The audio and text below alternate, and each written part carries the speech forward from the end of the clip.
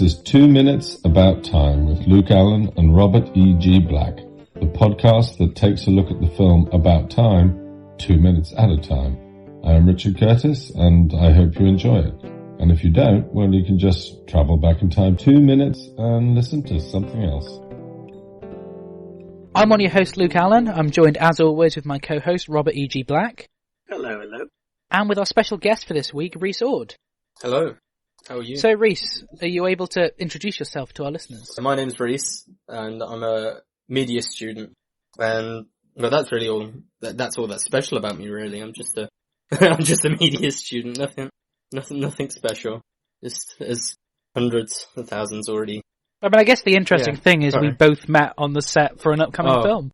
Yeah, we met. It was HUD, Legend Reborn, and was it we were moving mats or something? Yeah, like the mats wooden things, I think, first. We There's moved a lot of mats and made tea and coffee and and a lot of tea and coffee. I think that was, how many tea bags would you say in the hundreds? Quite possibly. It was just, and it was so cold, no one cared about whether they had tea or coffee or what was in it or anything. They just really grabbed whatever was in there. Is that hot water? Just pass the hot water here. I think they'll just drink the hot water straight out the kettle. It's that cold. And it was very, very hot water as well. Yeah. I think I scalded myself through my gloves, which wasn't great. But it's looking to be a really great film, and it's going to be great when shooting's back up. Yeah. I saw the trailer for it, and it looks really good. Anyway, what was your first experience with the film About Time? I watched it a few years ago, actually. I watched it a few years ago with my mum, because I'm pretty sure we watched it on Netflix, but I watched it again last night. Yeah, it's not there now. But it's on Amazon, so it probably was on Netflix when I first watched it. It's still on Netflix in the US. It's been on and off the UK Netflix for ages. Yeah, because I looked last night and I couldn't find it. I was like, okay, that's weird. I'm sure I'd watched it on Netflix. But yeah, I watched it a few years ago when I hadn't watched that many films and didn't know actors and the names of actors and actresses and what other stuff they've been in. So it's sort of just I'm watching, people I don't know, like unknowns, I guess they call them. So to me they were unknowns, but then I'd forgot about it, like certain people in it. I came back to watching it I watched it last night. And I was like, oh, she's in it, and oh, he's in it. They're from this, that, and the other. I was like, quite shocking actually, realizing. A lot of these people weren't famous either when the film came out. So this was literally a few months before Margot Robbie did Wolf of Wall Street. Donald Gleason, I don't think had done many. Robert, what year was Ex Machina? It was after this. After this, yeah. A lot of his more leading roles seem to have been after this. Rachel McAdams has always just kind of been in the spotlight, but never quite up there with all the other celebrities. So it's an odd one. And Bill Nighy is just Bill Nighy. Yeah. I feel like he's always been there, and he's always been the same. Yeah. To be fair, it's some of them had actually been in quite a few, big things even before About Time, hadn't they? Margot Robbie was doing all the stuff in Australia. So she was quite big already, wasn't she? But then Rachel McAdams was in The Notebook, wasn't she? Yeah, The Notebook. Mean Girls. Time Traveler's Wife was before this. Midnight in Paris was before this. So this is the third time travel film she's done. But none of the time travel films she's done does she actually play the time traveler.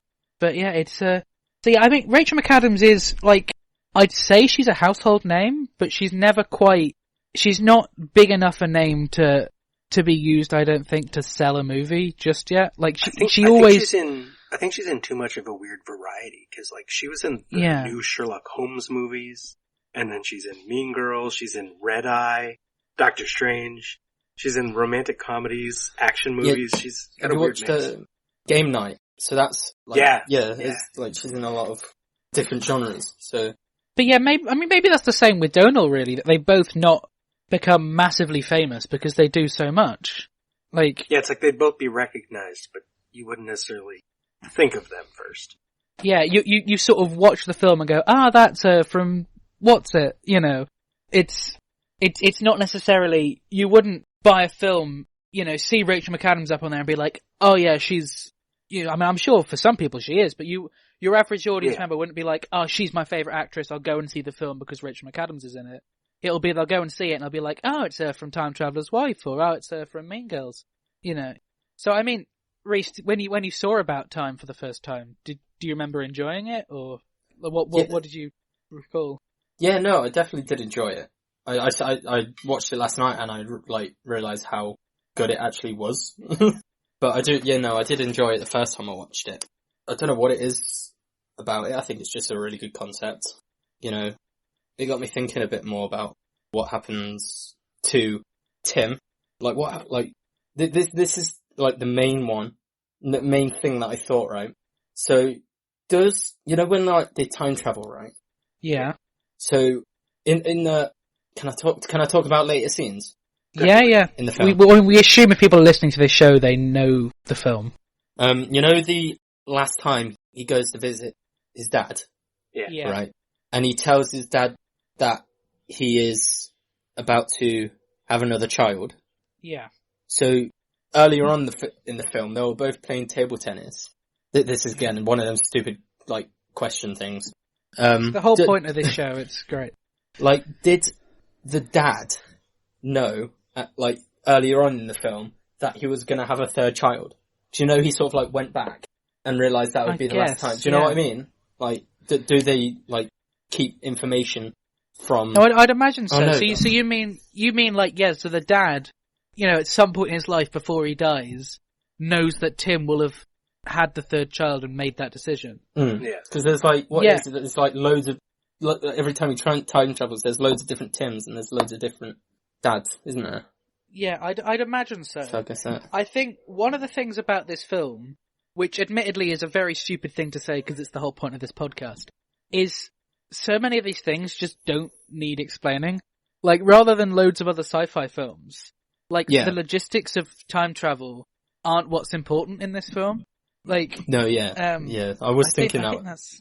Sorry, I mean, it's the same as we talked before about Yesterday. With that film as well, it's not about how he ends up in the world where the Beatles doesn't exist. It's about how they use that to tell a story. How he deals with And I prefer that as an idea.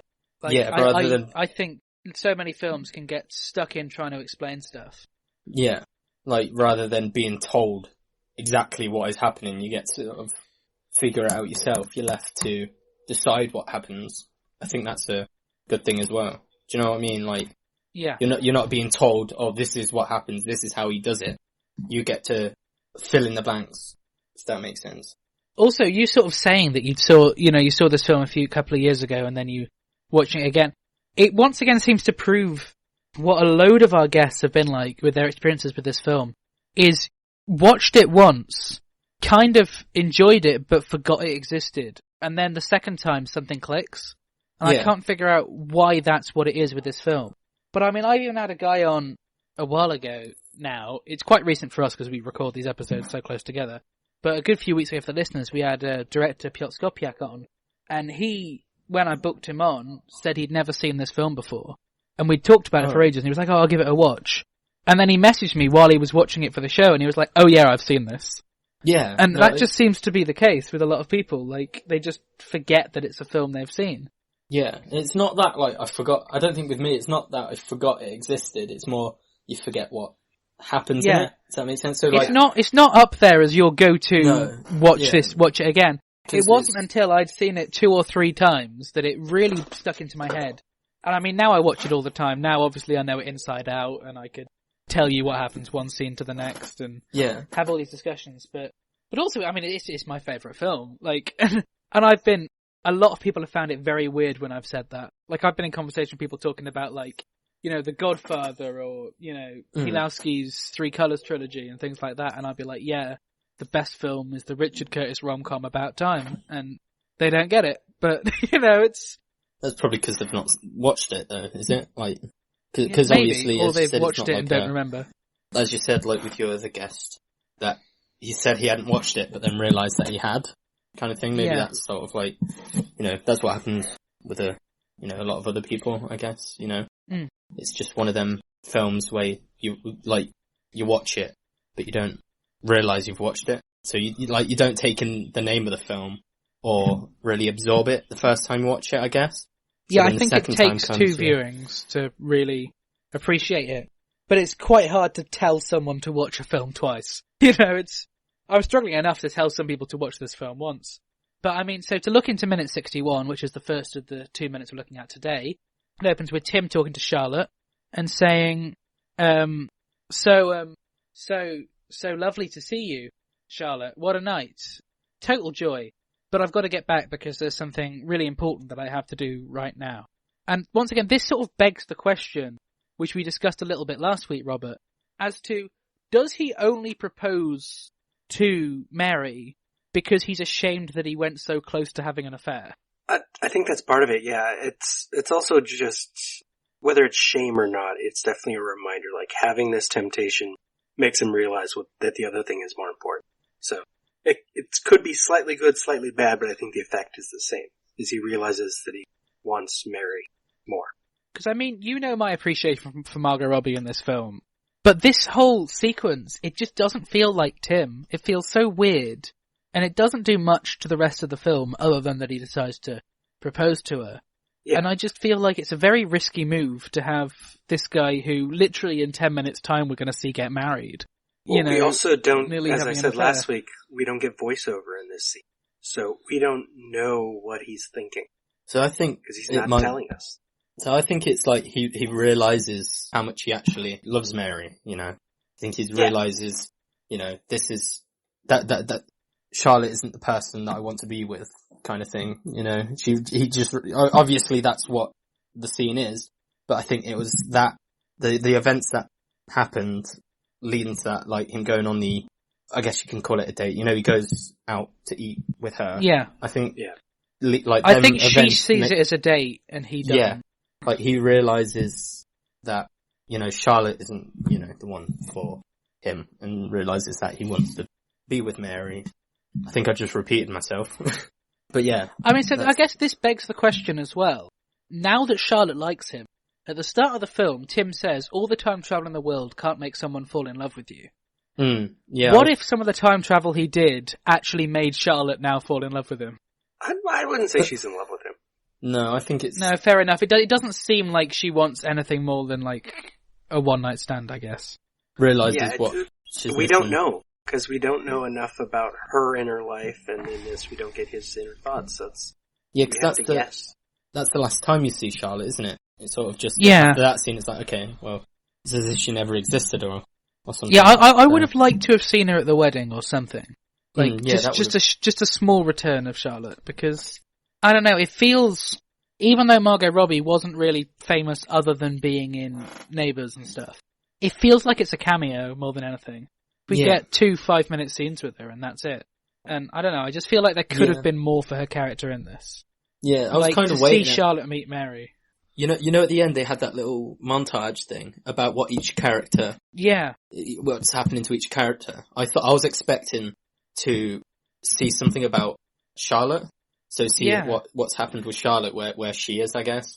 Like, if she was with her, girlfriend, if that was, like, really a thing. Do you know what I mean? Like, well, I assume Tim doesn't know. Because it's a voiceover, isn't it? So it's what, it's what he... Yeah, because we're sort of looking this as though, and also as a way to almost cover up any of the flaws in this film. We can look at it as Tim it's telling us the story how he remembers it. So when we first see Charlotte...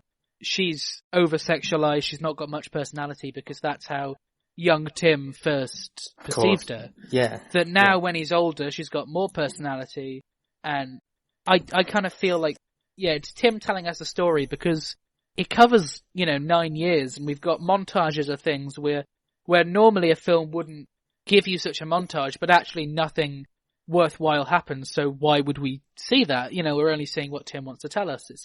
Yeah, I was going to say, like, there is a lot of time, as you said, it was 9 years, that there's a lot that you don't see happening.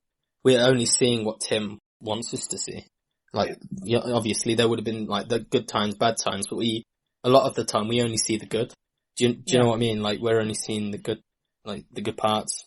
Like or that Tim's telling us. Yeah, or the horribly embarrassing parts. So, Either way, only the things that would really stick into Tim's mind. Yeah, it also sort of makes you wonder how much he actually time travels. Because in the film, he does it a fair amount, but not, like, loads.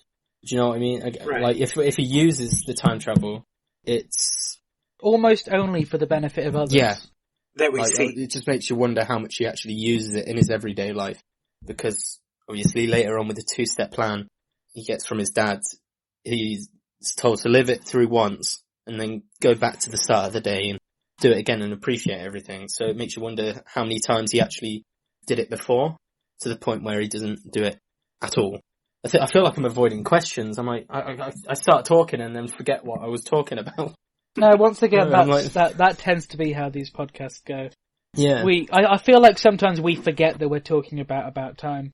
Like, what was the one? I think it was with Robert, the one we did with Niall, I think, where we literally talked for about half an hour about Doctor Who at the start of one of the episodes.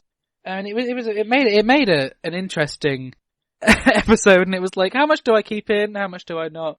I can't remember, but I know that the final cut of that episode is 75 minutes long, so probably we kept some of it in. So, I mean, Robert, is there much on visuals in this exchange? Oh, no. Because while he leaves her alone in the hallway, the movie doesn't linger on it, because it doesn't want us to be sad. He seems sort of awkward as well, doesn't he? Obviously, he's just realised what's happening. He's just realised what she's trying to do, doesn't he? Yeah. I do think it's a great exchange. I just think it's in a really odd place in the film that we're supposed to be so invested in Tim and Mary's relationship. But it does a good job that in these scenes, I sort of forget that Mary exists. Yeah. Like, we're so focused on how Tim is with Charlotte that when he comes back to propose to her, it's like, oh yeah, this is the girl that he's been with for like the past half hour. I think the movie uses Rory and Tina really well for that. Because Rory coming back amuses us, and then Tim getting awkward because of Tina distracts us, and so yeah, we lose focus. As Tim supposedly did as well, you know. Yeah. Like he goes to dinner with her, maybe just to be nice, but then it keeps going, they have a good time, and she gets him to walk her back to her place. Yeah, and I mean, we've talked a lot about how great Rory is. I don't think we get much of him this week. We have a little bit. And he's just, yeah. I wish we had more of Rory. Yeah. So Rory's probably maybe my favourite character. Just saying.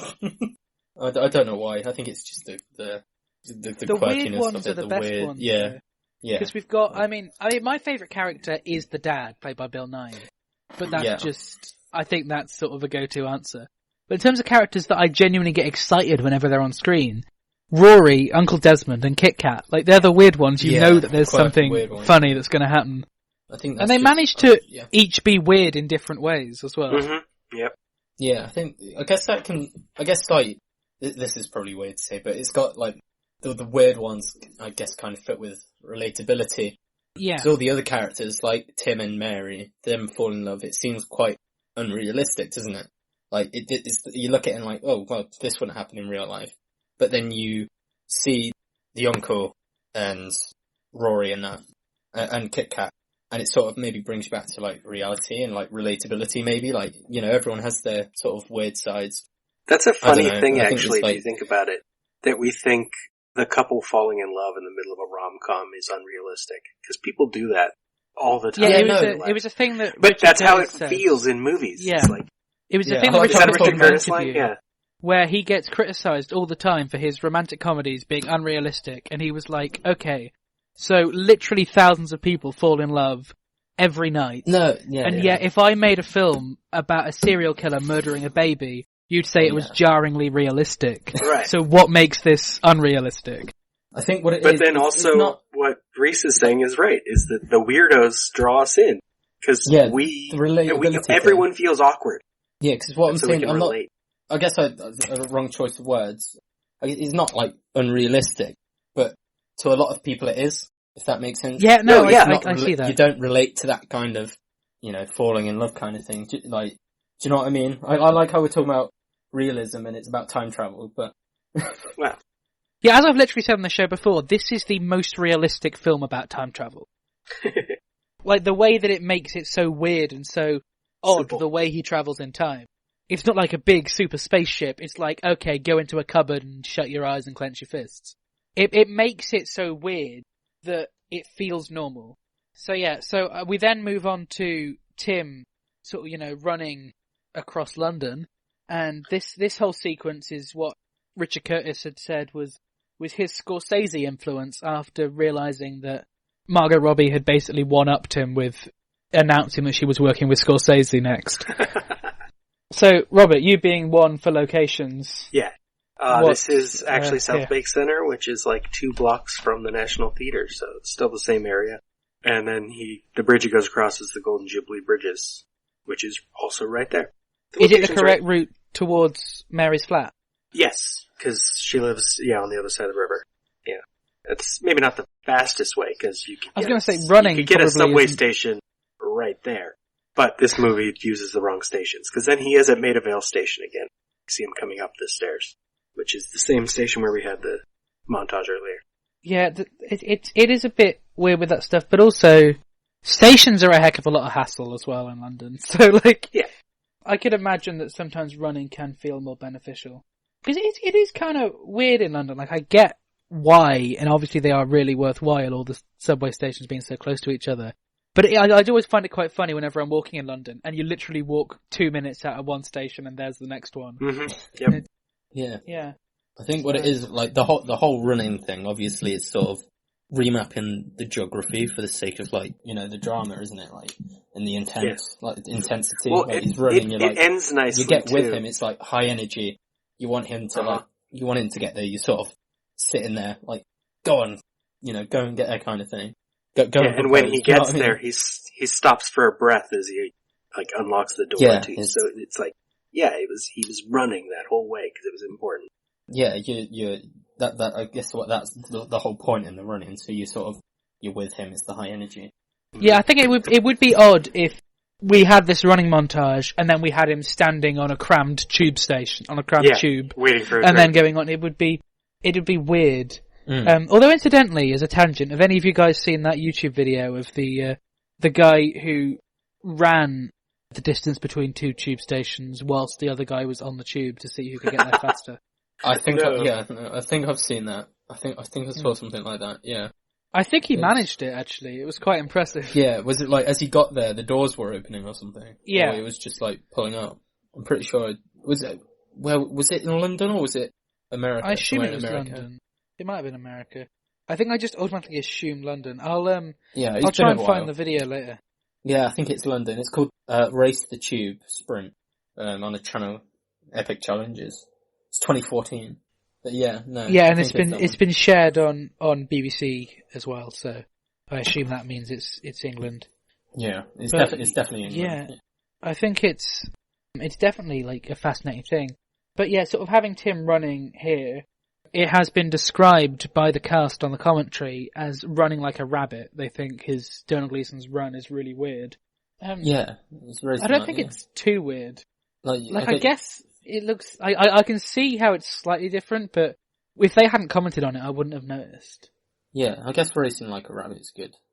Way of describing it, isn't it? Again, as I said, it's high pace, high energy. Rabbits. I'm probably looking way too much into this, or not enough. But rabbits they're quite jumpy, energetic as well, aren't they? I guess. He's running I don't know what I'm saying. Earlier on, when Tim said to Charlotte that he's got something that he had to do, I can't really remember the first time I saw this to know what I'd thought. But is it possible that several viewers are thinking that he's just going to go back in time and fix something? Maybe. It's kind of interesting, but he doesn't. Too far. But I don't know. It's kind of interesting that he doesn't undo this exchange with Charlotte. I think that that whole exchange is the thing that made him realise. Yeah. He loved her, so he didn't want to redo it. Because the second time round, it wouldn't be the same, would it? It wouldn't. The second time round, you'd sort of be acting, wouldn't you? Oh yeah, okay, see you in a bit. And we don't see it, but maybe he does undo it the second time.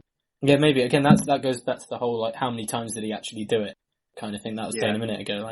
We don't actually see to have time to get to convince the band to come over. We'll get to that, but get all the artwork and buy champagne. Maybe he didn't even interact with Charlotte. Yeah, because go on, sorry. I can't remember what I was going to say, and I was just saying you carry on. I honestly don't remember either. It's just left in my head. So he then goes to wake up Mary as he goes into her flat.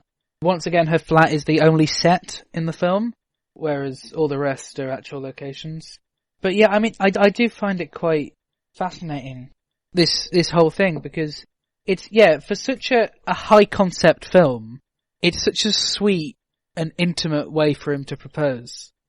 We're watching so many things go wrong in his life that we see her being sort of half bothered at the start, and it makes it so much more sweet. And yet, like, the way that he makes this such a big, I mean, we see later on that he's got, you know, the orchestra or the band or whatever playing. So, like, and how willing he is to just stop him. Mm-hmm. You know, it's all just what's best for her. I think, like, as you mentioned before, like, how many times did he actually, like, try proposing? How many times, like, because, you know, she says, thanks for not making it, like, a big public thing. Mm-hmm. Right? Like, did he do that before, where he made it a massive thing? Like, public, with loads of people around before, and realised that, I know, like, in the final one he uses a lot of people, but I guess they're not, like, you know, you can't see them. It's not a big public spectacle, because they're not all there watching, no. Yeah. Yeah, like, so, like, how many times did he propose? Was it just the 2 times, or? I mean, I hadn't really thought about this as one where he'd gone back in time. He could have done. I like the idea that he just does it the once, but I could twice. Imagine it the other way. Did he actually travel between them 2 bits? Yeah. Like, did he? Because he does it the one time, and then in the next, it's a bit lighter, isn't it? If I'm remembering correctly. Well, outside like the window is light the windows both sort of, times. Hold on a sec. Where are we? Is it that scene? Is it? Sorry, I'm just checking. Give me a minute. Yes, it's like quite dark, and then I'm pretty sure the second time he asks, it is a little isn't it? brighter, Like, actually. Yeah. so did he actually time travel between each one, or did he wait until like later in the morning or something to ask? He probably did time travel, but that would explain we like see him time travel when he between... exits the bedroom next minute. He right, okay. closes his eyes, clenches the fists. Yeah. Okay. It's still one of the more brighter locations in which we see him do it. Well, like, yes. Yeah, the light behind him is on. Yeah. It's kind of weird because they said, like, cupboards or bathrooms at a push. But we've seen him do it, we've seen him do it in the bedroom at Harry's house. We've seen him do it here now. The coat check at the theater. Yeah. Things that don't we do see him. He just walk out the room. I totally forgot about that. In the deleted scene, we see him in the studio at Abbey Road. Right. Yeah, it's odd, but once again, like, it doesn't really bother me too much. And yeah, I mean, there's not really too much to say other than obviously in the first attempt, he says, wake up, wake up. Mary says, what? And he says, Mary, and then we go straight into minute 62, which I guess we might as well have done as we've kind of jumped ahead anyway. Where he says, would you like to marry? And she says, shh, don't be so selfish. I'm sleeping. It's bad. And he says, right, that went very well. And then he goes up. Goes back again. It is nice. And as you'd sort of theorised, Robert, do you think she actually has slept all day? It feels like it, because it was last night that she was like, no, I'm just going to stay in bed all day. And then next time we see her, she's in bed. It's like, maybe. It could be. Her parents were that exhausting. I wouldn't see past Mary for being like that. Or kind of, stay in bed, maybe wake up, get something to eat, and go straight back to sleep again or something. Maybe in the afternoon she was sitting in bed reading a book for work, but I don't think she did much. No, I wouldn't think so. But yeah, I do still, it doesn't feel out of place for Mary to have actually just slept all day. It's, Yeah, no, I relate with that a lot. It's not often I leave my bed. Thing is, I'm normally like quite an early, like I tend to wake up quite early, but I'm noticing during lockdown, I'm just waking later and later and later. Sleep patterns have been destroyed. Yeah. What's sleep? I mean, my friends have been worst off. But yeah, I tend to be, I'm staying up later and then waking up later. Which isn't really good because my mum's like a carer until just after midday when she comes home. And like, for the start of it, I would get like, I'd walk the dog, I'd get loads of jobs done around the house, I'd make a good start on like coursework or on editing a podcast or something. But now it's almost like, I wake up, get dressed, take the dog, and that's it. And it's like, okay, now it's like 2:00, mum's back, not so much as doing all the stuff I had planned. It's nice. It's now it's one of the only periods in time, and probably one of the only times in our lives when we can get away with sleeping so much. Your stress as well, that's kind of dipped a little bit. Like that like without having to worry as much about things that have to be done. You've got all the time in the next 3 weeks to do it. Do you know what I mean? So he says, "Wake up," and Mary says, "Wake up, come and have a chat." "Why?" "I've got something important to ask you." "Can't it wait till morning?" "Not really." "But I'm so comfy. I was having the loveliest dream." "What is it?" "Why is there music on?" It's got something to do with what I want to ask you." "Wait a minute. Romantic?" And that's where our minute concludes. Yeah. I do love how it does at this point sound like he has just got the radio on. Like it is it's really quiet. It's a good cover. Because we don't know at this point either, do we? No. No, we're not. We have no idea. Until he goes out later on, which we'll probably talk about later. But when he goes out and tells them to leave, that's when we find out. It's such a good gag as well. Yeah. That moment, which we'll get to on Wednesday. So, have we got any other comments really, other than just reading the dialogue of this minute? Really? She's great. Like she keeps her eyes closed and just like rolls away from him. She's great. So, Reece, where can our listeners find you on social media? Social media. Assuming you want to be found. Yeah, if you don't want to be found, Well, Well, I have a few accounts which I made planning to post more about my work. I thought you were going to say you have a few accounts which you've made to follow each other. Yeah, so I have a whole 3 followers on each social media account, all of which are me. I've not posted on them for a while, but I'm planning to post as I'm doing some more stuff. I have some really weird names. Not weird names. Instagram. You haven't heard my Twitter handle yet. There are some very weird names. My Twitter is Reece._02. What is my Twitter? @Ord_Reece, and then on Facebook you can just find me as Reece Ord. All of them, I am wearing a suit, and it's a very unflattering picture of me sticking my tongue out, so I'm gonna have to change. It's quite embarrassing. I don't know why I chose that one. I should have used one of me in the high vis. To our listeners, that's Reece, spelled R-E-E-C-E. Yeah.